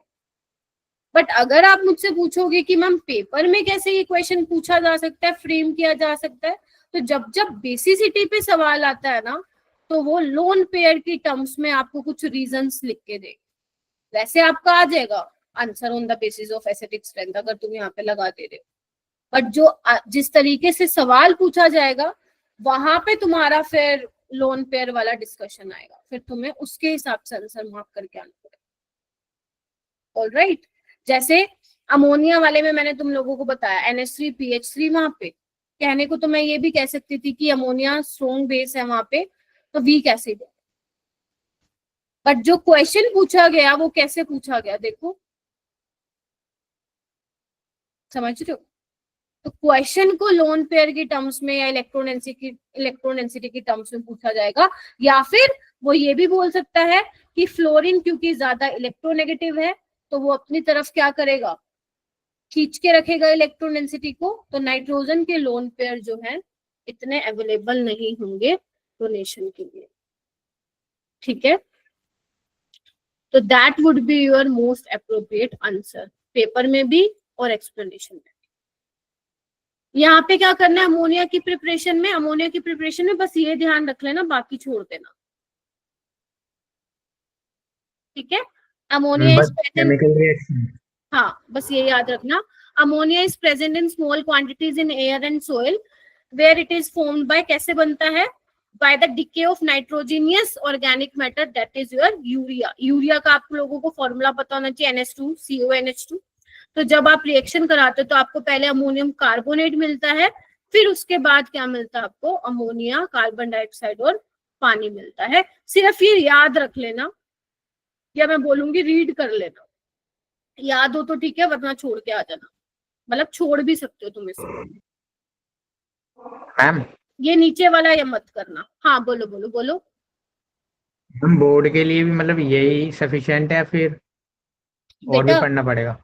ना, तुम्हारे एक बार चेक कर लेना, उसमें नहीं है बोर्ड्स में पी ब्लॉक का चैप्टर, इसमें बोर्ड में है ही नहीं ये वाला। CBSE में नहीं है, बाकी मैं बोर्ड्स की नहीं बात कर रही हूँ, like DBSE, Punjab board, UK board, उसका मेरे को नहीं पता है, बट हाँ CBSE बोर्ड में डिलीट है। ठीक है, तो ये सिर्फ मैं तुम्हें HP में पढ़ा, ठीक है। अच्छा HP में भी नहीं है मैम, DBSE में है आर्यन? Yes ma'am. ठीक है, तो जो आपके पास सिलेबस आया होगा ना दिल्ली बोर्ड का, तो उसमें देखना कि पी ब्लॉक उन्होंने कितना दिया हुआ है, जेई मेंस वाला ही दिया हुआ है या डिलीट वाला है। ठीक है, ओके मैम। ये वाला मत करो, इसमें बेटा सिर्फ रीड करना है तुम्हें और कुछ नहीं करना। अमोनिया की प्रिपरेशन का पहला मेथड है ये, ठीक है। यूरिया के साथ अगर आप रिएक्शन कराते हो वाटर की प्रेजेंस में, तो पहले अमोनियम कार्बोनेट मिलता है, फिर उसके बाद फर्दर आगे अमोनिया और आपको CO2 और वाटर मिलता है। सिर्फ याद रखना, इसमें इतना मत्था मत मारो, ये इंपॉर्टेंट है बेटा।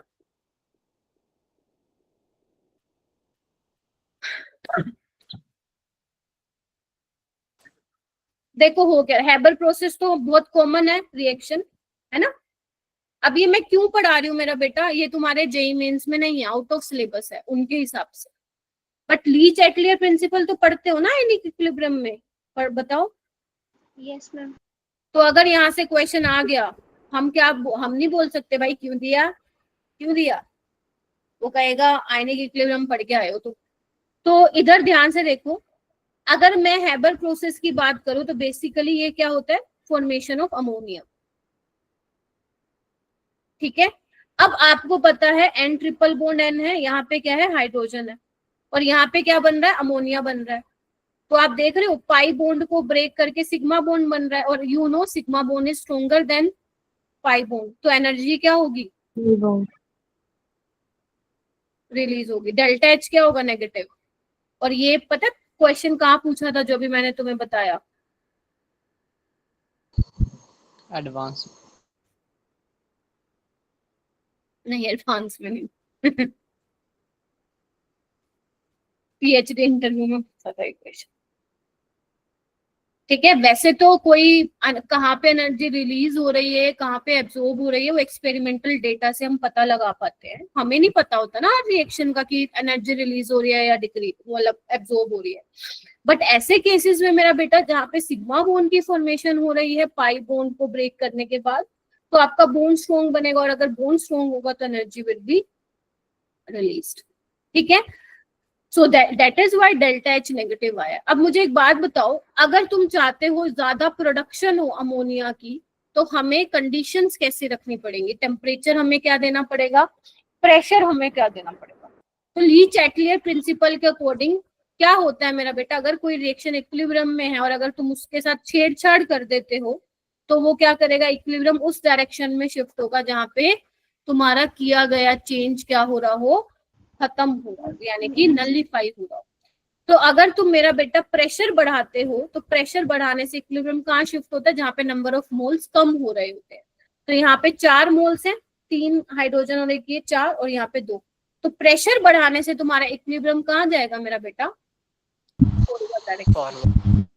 ठीक है। मैं डिटेल में इसलिए नहीं बता रही हूँ क्योंकि वहां पे तुम पढ़ चुके हो, ठीक है, इसीलिए, नहीं तो पूरा क्लास उसमें जाएगा बेटा।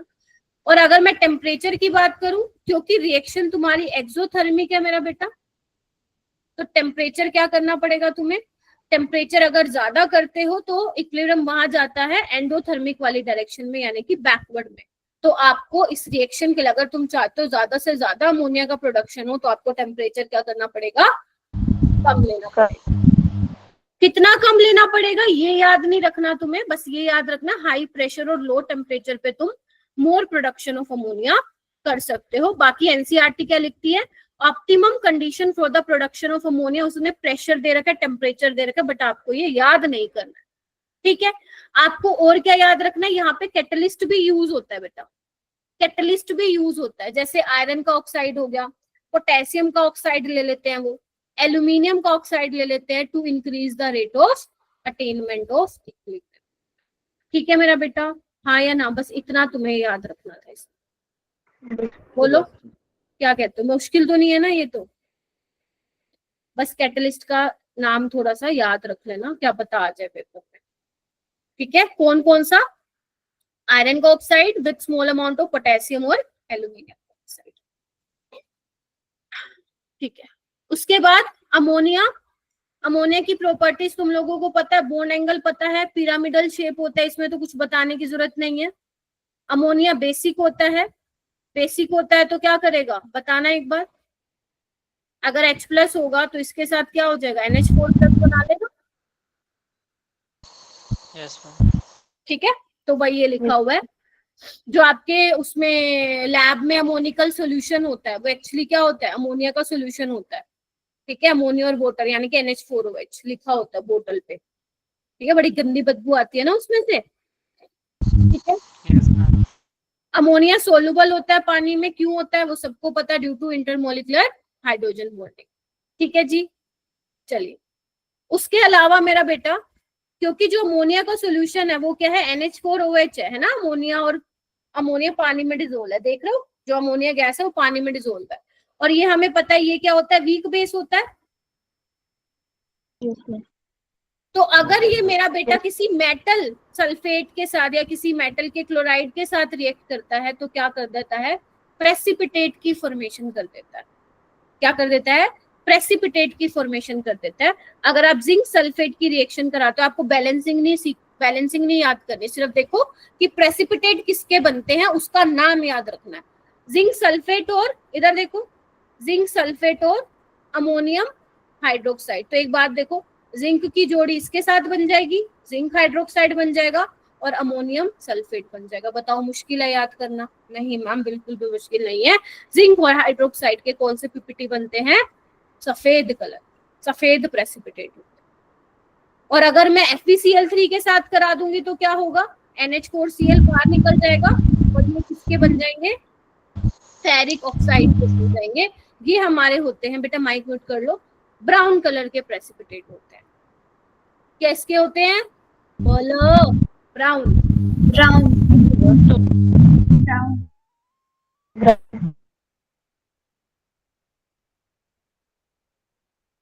टेंशन मत लो कि मैम ये क्या है बेटा, ये कुछ कुछ चीजें तो पढ़नी पड़ेंगी, ठीक है। ऐसे करके समझो, अमोनियम हाइड्रोक्साइड वीक बेस है। अगर आप उसकी रिएक्शन एनसीईआरटी वाली आएगी, जिंक सल्फेट के साथ कराते हो तो जिंक और OH, क्योंकि जिंक क्या है +2 है ना, और ये -2 है, और ये प्लस और माइनस है, तो प्लस वाले की जोड़ी माइनस के साथ, इसकी जोड़ी इसके साथ, तो जिंक हाइड्रोक्साइड बन जाएगा, सफेद पीपीटी। फेरिक क्लोराइड के साथ करा रहे हो तो फेरिक ऑक्साइड के बन जाएंगे प्रेसिपिटेट, ठीक है। ओके, उसके अलावा बेटा ये 3 रिएक्शन याद करनी है। देखो, अमोनिया क्या होता है, बेस होता है, क्योंकि उसके पास लोन पेयर होता है। तो अगर मान लो कोई बंदा है, मैं ऐसा ले लूं जिसके पास इलेक्ट्रॉन की कमी है, तो वो दे देगा ना इलेक्ट्रॉन, हाँ या ना? ले भाई तू ले ले, ले भाई तू भी ले ले Ag+, ले भाई ले। और यहाँ पे देखो AgCl बना, देख रहे हो? तो यहाँ पे अगर कॉपर 2+ अमोनिया के साथ रिएक्ट करता है तो एक कॉम्प्लेक्स की फॉर्मेशन करता है जो कि ब्लू कलर का होता है। और लैब में अगर पता नहीं अभी तुमने किया या नहीं किया, क्लोरीन की डिटेक्शन के लिए, क्लोराइड आयन की डिटेक्शन के लिए आप सिल्वर नाइट्रेट का यूज करते हो। करा है किसी ने? लैब में कर लोगे, कोई बात नहीं। क्या होता है, अगर तुम्हें पता लगाना है तुम्हारे सैंपल में क्लोराइड आयन है, तो क्या करते हो, स्पैचुला में छोटा सा वो लेते हो organic compound, test tube organic कह रही हूँ, आई एम सो सॉरी, ये उसमें होता है, इनऑर्गेनिक में होता है, ठीक है। अगर क्लोराइड आयन है तो आप क्या करते हो, जो भी आपको सैंपल दिया उसको थोड़ा सा लोगे स्पैचुला में, टेस्ट ट्यूब में डालोगे, थोड़ा पानी डाल के बिल्कुल हल्का सा शेक कर लोगे उसको, ठीक है। ऊपर से क्या डालोगे, उसमें सिल्वर नाइट्रेट डालोगे, गरम करोगे उसको, ठीक है। गरम करने के बाद उसको रूम टेम्परेचर पे रख दोगे, क्लियर है। अगर उसमें व्हाइट प्रेसिपिटेट से आ जाते हैं तो हम ये पता लगा लेते हैं कि उसमें क्लोरीन प्रेजेंट है, तो AgCl के होते हैं वो व्हाइट प्रेसिपिटेट। और जो प्रेसिपिटेट है और जो लैब में अमोनिया सॉल्यूशन पड़ा है, अगर आप उसको उसमें मिला देते हो टेस्ट ट्यूब में लेके, और वो अगर कलरलेस आ जाता है, मतलब कलरलेस सॉल्यूशन हो जाता है, मतलब डिसोल्व हो जाता है, तो हम कंफर्म कर लेते हैं कि भाई AgCl है। यस, ये फ्यूजन ट्यूब वगैरह उसमें हम हेलोजन का टेस्ट करते हैं, वो ऑर्गेनिक में आप लोग पढ़ते हो प्योरिफिकेशन वाले उसमें टॉपिक में, ठीक है। तो ये 3 रिएक्शन याद रहेंगी। अभी तुम कोऑर्डिनेशन पढ़ोगे ना, कोऑर्डिनेशन कंपाउंड्स, तो यहाँ वहां पे ये कॉम्प्लेक्स कंपाउंड्स भी बोलते हैं कोऑर्डिनेशन कंपाउंड्स को, ठीक है। तो ये जो ब्रैकेट बना हुआ है इसका मतलब है, इसको बोलते हैं कॉम्प्लेक्स कंपाउंड। कोई बात नहीं, सीख जाओगे जब ऑर्गेनिक कराओगे, इनऑर्गेनिक कराओगे, इन ठीक है। चलिए आइए, अब उसके बाद है ऑक्साइड्स ऑफ नाइट्रोजन। देखो, ऑक्साइड ऑफ नाइट्रोजन अगर तुम चाहते हो कि एडवांस के लिए भी पढ़ना है, तो जो ये कॉमन मेथड्स ऑफ प्रिपरेशन है इनको रीड कर लेना। बट अगर तुम चाहते हो नहीं मैम, अभी तो एक तो वैसे ही महान चैप्टर है ये, अगर तुम चाहते हो कि अभी नहीं मेंस के लिए मैम हम करेंगे, तो फिर मेथड्स ऑफ प्रिपरेशन अभी के लिए स्किप कर दो, ठीक है जी। तो यहाँ पे आपके कुछ ऑक्साइड्स दे रखे हैं, कौन कौन से दिए हुए हैं, N2O दिया हुआ है, ठीक है। तो मैं यहाँ पे लिख देती हूँ फॉर एडवांस, ठीक है, अपने एनसीईआरटी में भी लिख लेना। जेई मेंस में डिलीटेड है बेटा ये पोर्शन, मेथड ऑफ प्रिपरेशन वाला, ठीक है। तो N2O क्या है मेरा बेटा, N2O का ऑक्साइड क्या है, तुम्हें ये पता होना चाहिए, न्यूट्रल है। तुम लोगों को याद है मैंने एक चीज बताई थी तुम्हें, नो को नाश हुआ, नो को नाश हुआ, NO N2O CO H2O, ये आपके न्यूट्रल ऑक्साइड्स थे। तो N2O उसमें से एक प्राणी है, तो ये न्यूट्रल होता है, कलरलेस गैस होती है, मैम ये याद करना है। हाँ, NO भी क्या है, कलरलेस गैस है, न्यूट्रल है, याद हो गया? हाँ मैम बोलो जल्दी। N2O3 क्या है, ये होता है ब्लू सॉलिड और एसिडिक होता है, ब्लू सॉलिड और एसिडिक। NO2 भी एसिडिक होता है, ये ब्राउन गैस, इंपॉर्टेंट। N2O4 क्या है तुम्हारा, कलरलेस सॉलिड होता है, एसिडिक होता है। N2O5 कलरलेस सॉलिड होता है, एसिडिक होता है। कलर्ड वाले कौन से हैं, जल्दी से रिमाइंड करो दिमाग के अंदर, N2O3 और NO2। कलर्ड वाले कौन से हैं, N2O3 और NO2। NO2 आपकी ब्राउन गैस है, N2O3 ब्लू सॉलिड है, क्लियर है? और सारे के सारे एसिडिक हैं, सिर्फ N2 और NO क्या है, न्यूट्रल है। वो तुम इस ट्रिक से भी कर सकते हो। बताओ।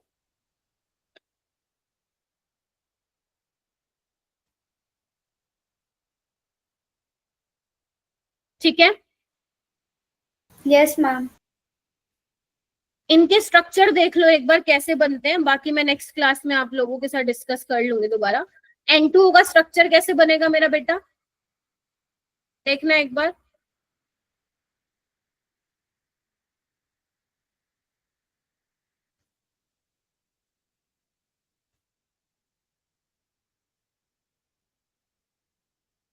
ऐसे, हाँ या ना? देखो अब हुआ क्या यहाँ पे, इसने 4 बॉन्ड बना लिए और इसने 2 बना लिए, देख रहे हो? लेकिन ये ओवरऑल कैसा है, बोलो, न्यूट्रलाइज है या नहीं है? न्यूट्रल है ना ओवरऑल? यस ठीक है। और क्या है इसके बारे में, N2O जो होता है आइसो इलेक्ट्रॉनिक और आइसो स्ट्रक्चरल होता है। आपको पता है CO2 भी क्या होता है, लीनियर होता है ना, आइसो स्ट्रक्चरल। आइसो और आइसो स्ट्रक्चर इलेक्ट्रॉनिक मतलब भी है। आइसो स्ट्रक्चर मतलब सेम स्ट्रक्चर, लीनियर है ना दोनों का बेटा। स्लिम ज्योमेट्री मतलब। हाँ ठीक है।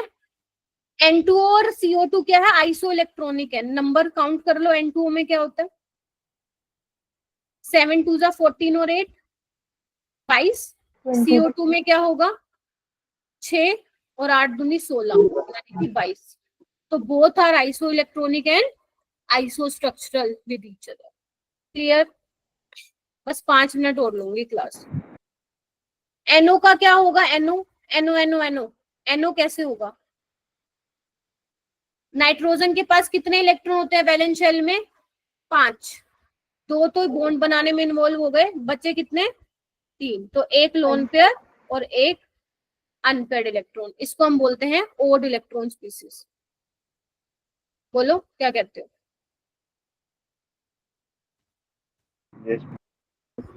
ठीक है। और ये क्या होता है, पैरामैग्नेटिक। ये मैं नेक्स्ट क्लास में बताऊंगी क्योंकि इसमें थोड़ा टाइम लगेगा, 5 सेकंड। ठीक है। N2O3 का स्ट्रक्चर कैसे बनेगा मेरा बेटा? नाइट्रोजन कितने बॉन्ड बनाता है, बताओ सारे, बताओ कितने बॉन्ड बनाता है? मैम 3 3 बनाता है। तो देखना, 1 2 बना लिए, देख रहे हो? अब जो उसके पास लोन पेयर बचेंगे वो इस तरीके से ऑक्सीजन को देगा, इसको बोलते हैं कोऑर्डिनेट बॉन्ड, है ना? और एक ऑक्सीजन क्या हो जाएगा, कोऑर्डिनेट मतलब क्या होता है, जिसके पास नहीं होते उसको देता है, शेयर दोनों करते हैं। तो यहाँ पे कोवैलेंट बॉन्ड भी है। हाँ जी बेटा, लोन पेयर शेयर होते हैं कोऑर्डिनेट को। यस। तो ऐसे बनेगा। N2O4 का कैसे बनेगा मेरा बेटा, बस ऐसे बनेगा, देखो। मैम ये अच्छा ठीक है। ठीक है। NO2 का डाइमर ही होता है बेटा, ये NO2 का डाइमर ही होता है। ये NO2 क्या होता है मेरा बेटा, ये होता है।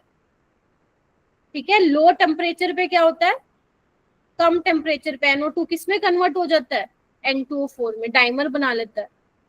ये डायामैग्नेटिक है बेटा।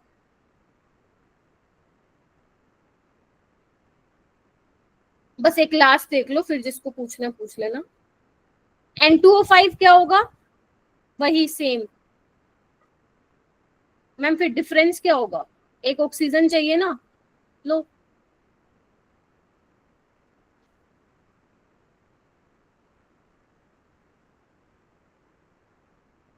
और N2O5 सॉलिड स्टेट में कैसे एग्जिस्ट करता है, ये भी मैंने बताया था तुम्हें, NO2 प्लस में और NO3 नेगेटिव। और मैम बहुत सारी चीजें बता दी, कोई बात नहीं बेटा, हो जाएंगी। मैं एक बार फटाफट रिवाइज भी करा देती हूँ।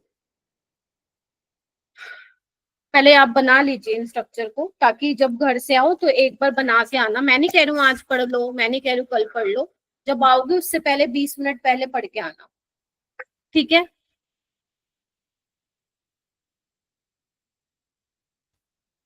हो जाएगा।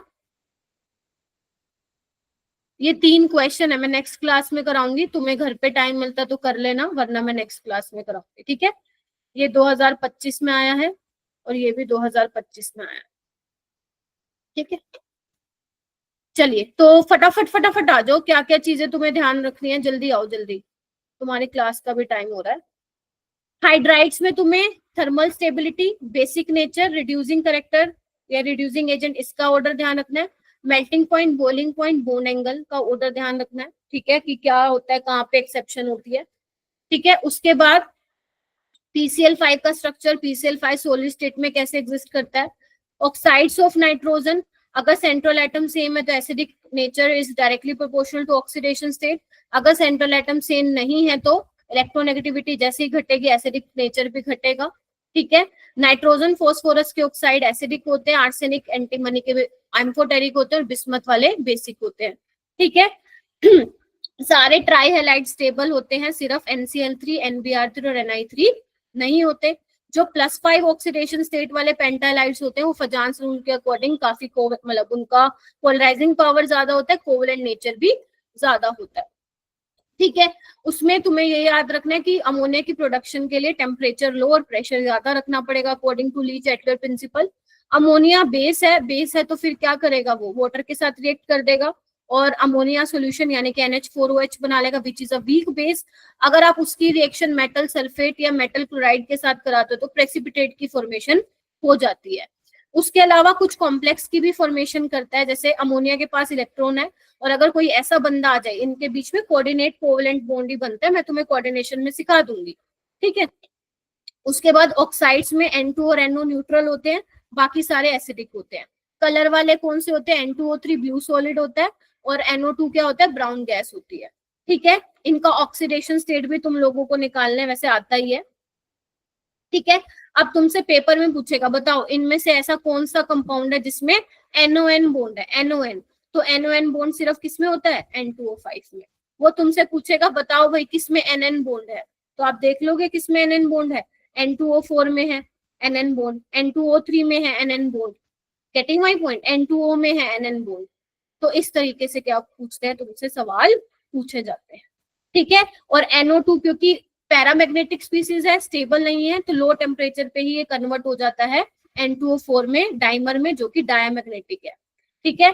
N2O5 सॉलिड स्टेट में ऐसे एग्जिस्ट करता है। ये 3 क्वेश्चन मैं कल आते ही करा दूंगी, मतलब कल है ना अपनी क्लास, सुबह ही करा दूंगी,